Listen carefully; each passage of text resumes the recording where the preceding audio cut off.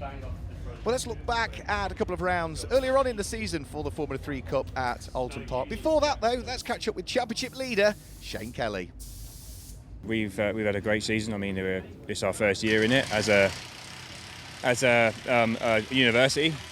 It's amazing to be in such a high-profile championship, really, with an F3 car and students working on it at this level. And it's a dream start, really. We had again 3 wins at Donington. Then off to Brands, and we had a few mishaps there, but actually it wasn't too bad. We had 3 podiums. We got good points. We pulled away in the championship. A couple of issues, but that's what the students are there for. So really, for us, it's a great gain for them.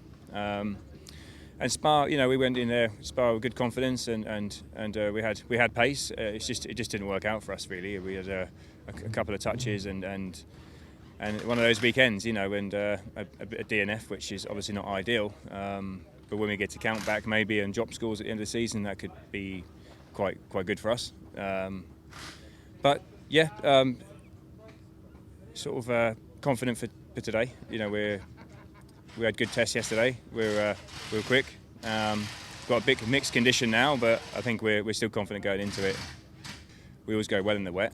We had a wet session yesterday, which was nice, and again, we didn't explore 100% where we are, but I think it's so changeable. We don't know where.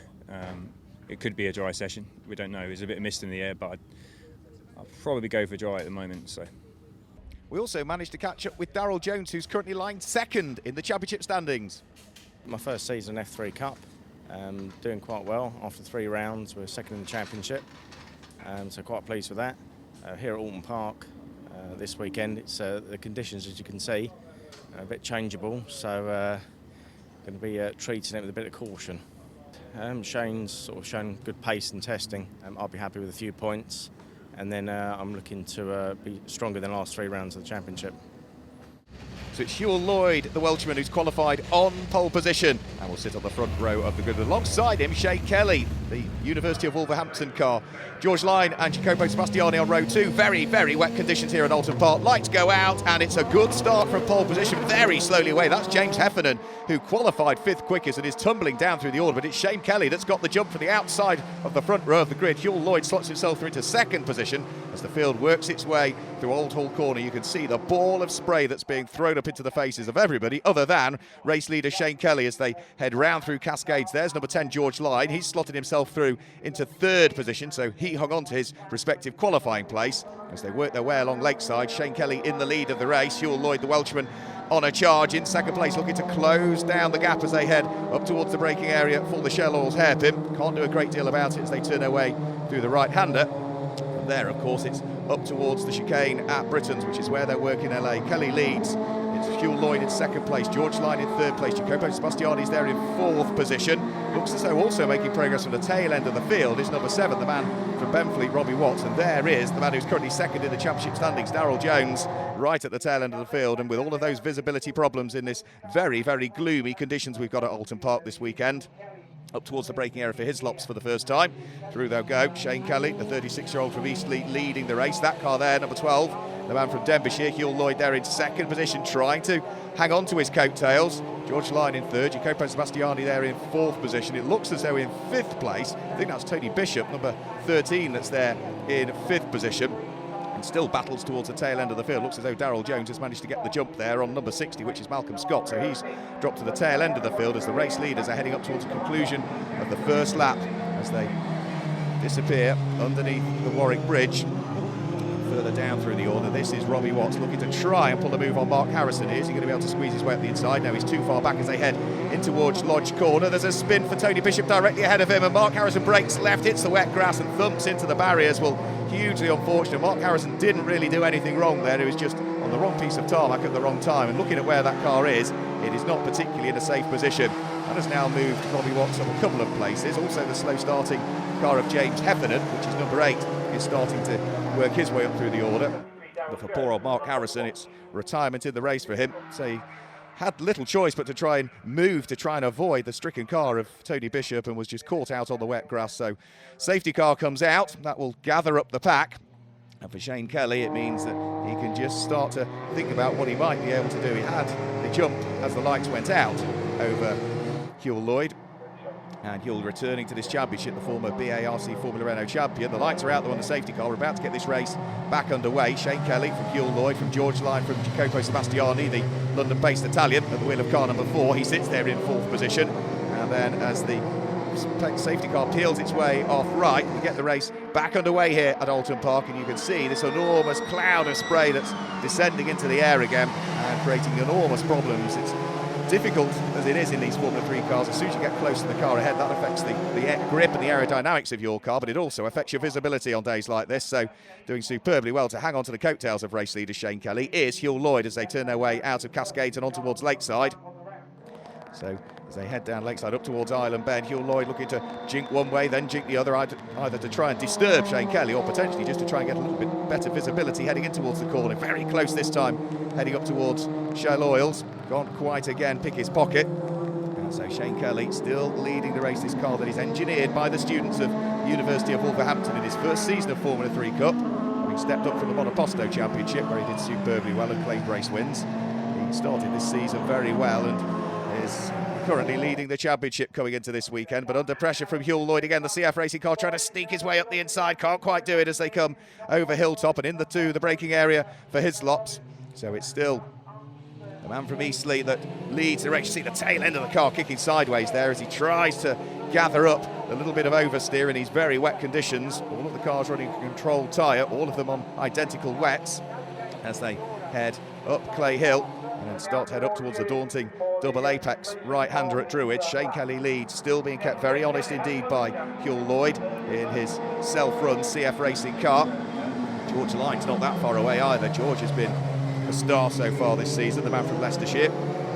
As they work their way out of Lodge, 3 for the lead of the race. Jacopo Sebastiani a little bit further back now in 4th position, not able to hang on to the pace of the rest as they turn their way once more through what is the right-hander at Old Hall Corner. Shane Kelly still pressing on, using all of the curbs. Needs to be careful though in these damp conditions. Very, very slippery curbs, the painted surface of them can easily catch a driver out, but Shane knows exactly how far to tread in these conditions, and at the moment is just about, by the slimmest of margins, hanging on to the lead of the race. Huell Lloyd starts to close again in the slipstream as they head down through Island Bend up towards Shell Oils Corner once more, where the Welshman's continually got very close to University of Wolverhampton car. He hasn't as yet been able to gain the position, so still together as they turn their way back out of the corner up towards Britons once more. Still the number 12 car of Huell Lloyd sitting there in 2nd position.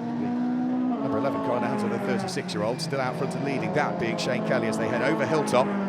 Still the front 2 together, just dropping away from them a shade now is the number 10 car of George Lyon as he sits there in 3rd position as they come in towards the braking area for Hislop. Shane Kelly, I think, made a slight mistake there. Let's have a quick look. Yes, he has. He's gone across the grass there. Thought he'd brake that a little bit too late, so it was a self-induced mistake, and now Huell Lloyd is looking to try and capitalise on that. He's trying to draw himself alongside as they head up towards Clay Hill. He's on the right-hand side of the circuit there. That gives him the inside line when they get towards Druids, and he might be able to go through here and take the lead of the race. Let's have a look. Yes, he's gone through. Huell Lloyd, the Welshman, goes through and takes the lead of the race. So it's the man from Corwin that now leads the race. The man from Eastleigh, Shane Kelly, down into 2nd place, and all of that because of that very, very slight mistake under braking for Hislops. Put him across the grass. He couldn't turn into the corner. He knew there'd be a spin, so opted to shortcut the grass. That lost him momentum, and will now, through and into the lead of the race, has gone the pole sitter. There was almost 3/4 of a second between these two in qualifying. Well, now Shane Kelly has dropped down into 2nd place. What can Huell Lloyd do about trying to potentially build a margin for the lead of the race? So Huell Lloyd leads. There's Shane Kelly in 2nd position. Has had his pocket picked in that respect, but as far as he's concerned, his main championship rival, Darryl Jones, is still behind him on track. So he's still outscoring his main rival, and that could potentially be very important come the final 3 races of the season that take part at Snetterton Down in Norfolk. So through Island Bend, once more up towards Shell Oils Corner already. The Welshman starting to build the advantage from this car here, number 11 in the hands of Shane Kelly, dropping ever further adrift now that he's lost the lead of the race. He's just struggling a little bit with the car in these conditions at this stage of the race. We've still got George Lyon there in what is 3rd position, but he's becoming ever more distant as well as the cars appear back out of the gloom at Hilltop. You can see just how awful the conditions are. It's a grey day. We've got all of the spray that's hanging around in the air, and these very efficient tyres that all of these Formula 3 cars use are putting a lot of spray up into the air. Here is Robbie Watts, the man from Benfleet. He qualified very out of character. He was down in 9th position, the multiple monoposto champion. He's now up into 4th place, so he's been going very well, just picking off cars. And I suspect if he's up to 4th place, that means that Jacopo Sebastiani's had a problem somewhere, because it was the London-based Italian that was running in 4th place earlier on in the race. And yeah, he's sort of not come through shotters yet, even looking through the gloom in the background. Now, that car is yet to appear. Here's George Line now. He's in 3rd place, but starting to be caught by the 4th place car in the hands of Robbie Watts. So keep an eye to this one. The man from Leicestershire might come under pressure for the man from Essex before too much longer.